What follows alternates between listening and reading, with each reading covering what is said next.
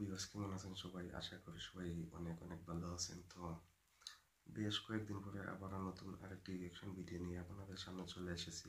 আর আজকে আসলে যে ভিডিওটি দেখব সেটি খুবই ইন্টারেস্টিং একটি ভিডিও, কারণ এখানে আমাদের টলিউডের দুইজন মহানায়ক সালমান শাহ এবং মান্না, তারা একসাথে জুটি বেঁধে একটি ছবি করার কথা ছিল, কিন্তু সেই ছবি হয় নাই।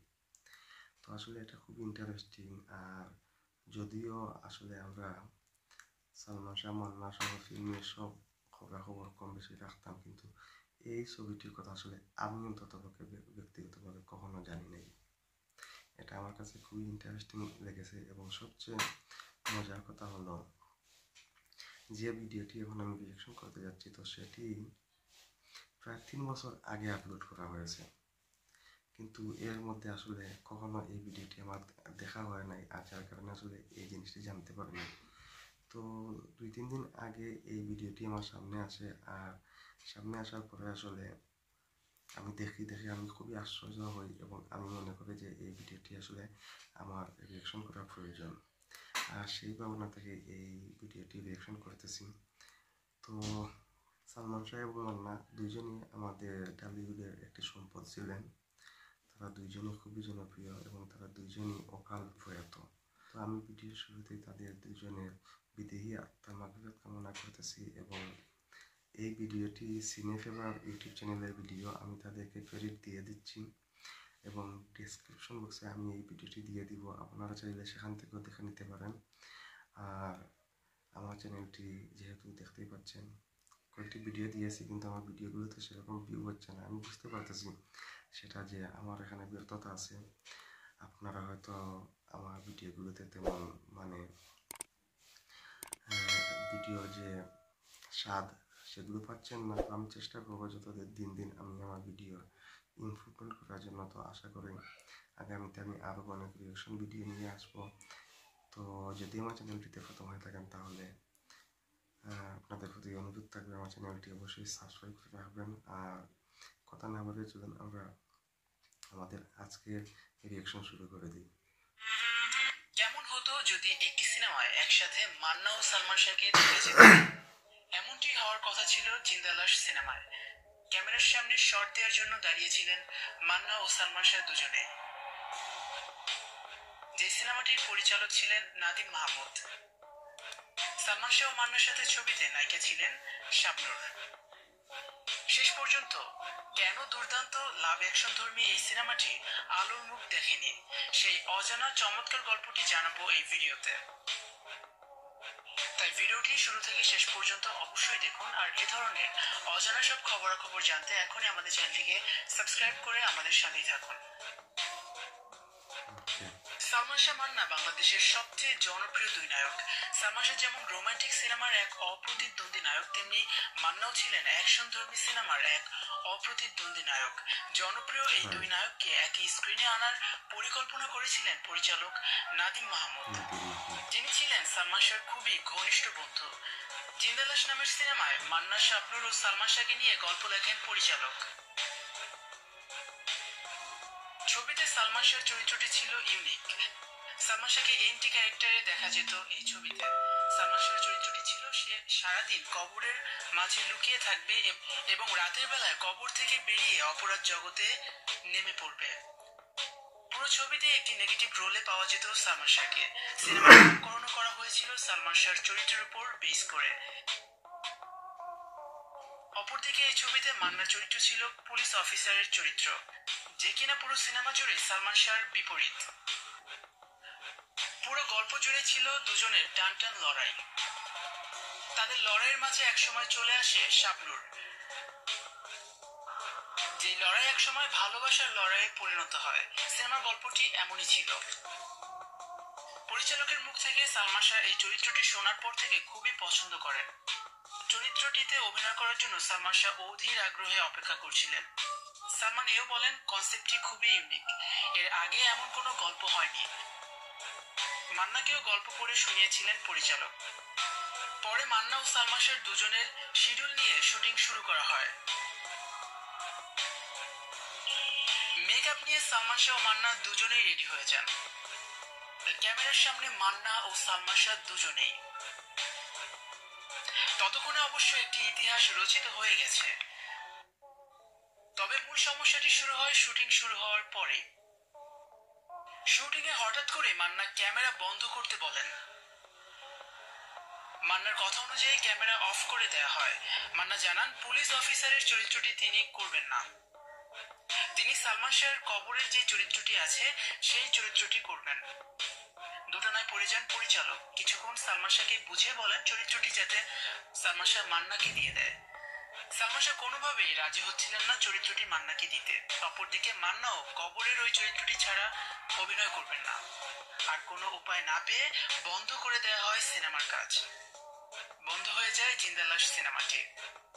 ক্যামেরার সামনে দাঁড়িয়েও সালমান শাহ মান্নার একসাথে অভিনয় করা হয়নি। পরে পরিচালক নাদিম মাহমুদ সে গল্প পরিবর্তন করেন, নতুন গল্প তৈরি করেন। পরবর্তীতে সিনেমার নাম দেন মাতৃভূমি। এই সিনেমার জন্য সালমান শাহকে 2 লক্ষ টাকার সাইনিং মানি দেওয়া হয়েছিল, তবে সালমান শাহ সেই টাকা ফেরত দিয়েছিলেন। পরবর্তীতে সালমান শাহ ওই সিনেমাটিও আর করেননি। মাতৃভূমি নামের ওই সিনেমাটিতে পরবর্তীতে কাজ করেছিলেন মান্না, শাহিন আলম ও আমিন খান। সালমান শাবনুর মান্নার ত্রিভুজ প্রেমের জিন্দালাশ ছবিটি সম্পূর্ণ হতো তাহলে ইতিহাস হয়ে থাকতো বাংলা সিনেমার জগতে। অগণিত দর্শকের অপূর্ণ আশাও পূর্ণতা পেত। সুপ্রিয় দর্শক, সালমান শাহ মান্না আর শাবনুরের যুগে জিন্দালাশ সিনেমাটি সম্পূর্ণ হতো তাহলে কেমন হতো? আপনার মতামত কমেন্ট করে এখনই আমাদেরকে জানিয়ে দিন। আর বিনোদন জগতের অজানা সব খবরাখবর জানতে এখনই আমাদের চ্যানেলটিকে সাবস্ক্রাইব করে আমাদের সাথেই থাকুন। ভিডিওটি দেখার জন্য জানাই আন্তরিকভাবে ধন্যবাদ।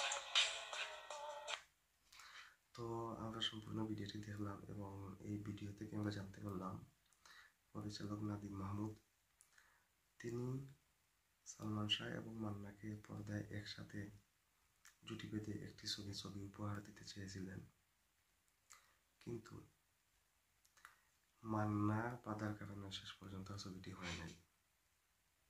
কিরকম বাধা তার আগে আমি বলে নিই। এই ছবিটি হয় নাই এজন্য আসলে আমি ব্যক্তিগতভাবে আমি খুবই খুশি হয়েছি। মান্না এবং সালমান শাহ তারা যদি একসাথে ছবি করতেন সেই ছবিটি অবশ্যই ভালো একটি ছবি হতো, সুপারহিট একটি ছবি হতো। কিন্তু এই যে ছবিটির কথা শুনলাম, এই ছবিতে আসলে কোনোভাবেই মান্না এবং সালমান শাহ দুজনের কারোর সাথেই যায় না।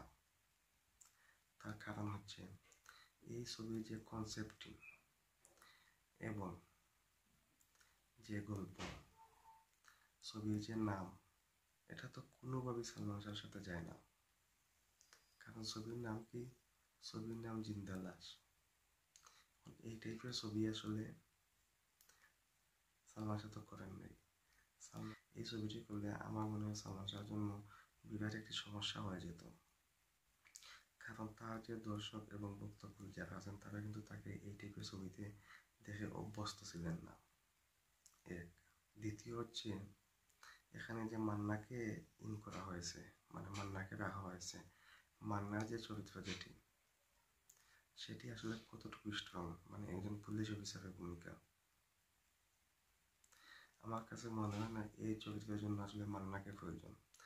বরং সালমান শাহ যে চরিত্র ছিল, তিনি কবরস্থানে থাকবেন, সেখানে সেই চরিত্রের জন্য কিন্তু মান্না পারফেক্ট ছিলেন।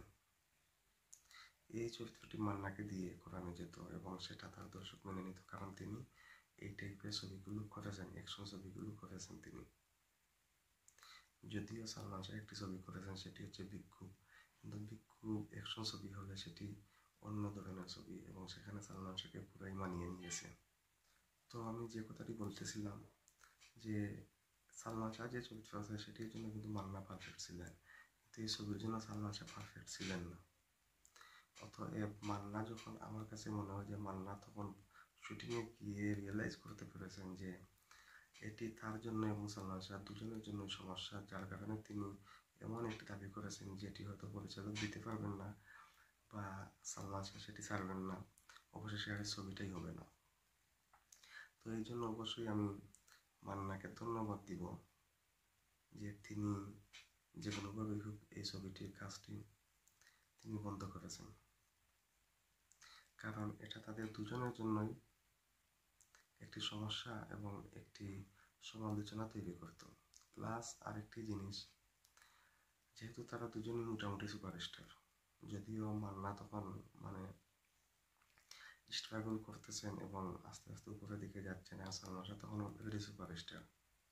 তো সালমান শাহ ভক্ত যারা আছে তারা কিন্তু বলতো তখন যে মান্না সালমান শাহর সাথে সাইড নায়ক করেছেন, যদিও মান্না কিন্তু মানে অনেক কষ্ট করে এই পজিশনে এসেছিলেন অথবা এসেছেন, এবং তখন কিন্তু তার অলরেডি তিনি ভালো একটা পজিশনে গিয়েছেন। তখন মানে শুধু সালমান শাহ দর্শক না, আরও অনেকেই তখন বলতো যে মান্না সালমান শাহর সাথে সাইড হিরো করেছেন। গল্পটা শুনে কিন্তু সেরকমই মনে হচ্ছে। প্লাস মান্নার যারা ভক্ত আছে তারাও আবার বলতো যে সালমান শাহ মান্নার সাথে মানে সাইড হিরো করেছেন, তাহলে এটা একটা মানে সমালোচনার বিষয় হয়ে যেত। তো এই যেহেতু এই গল্পটা কিন্তু খুবই দুর্বল একটি গল্প, এই গল্পটা কিন্তু স্ট্রং না, তো এখান থেকে মনে হয় যে এই ছবিটি হয় নাই, এটা তাদের দুজনের জন্য খুবই ভালো হয়েছে।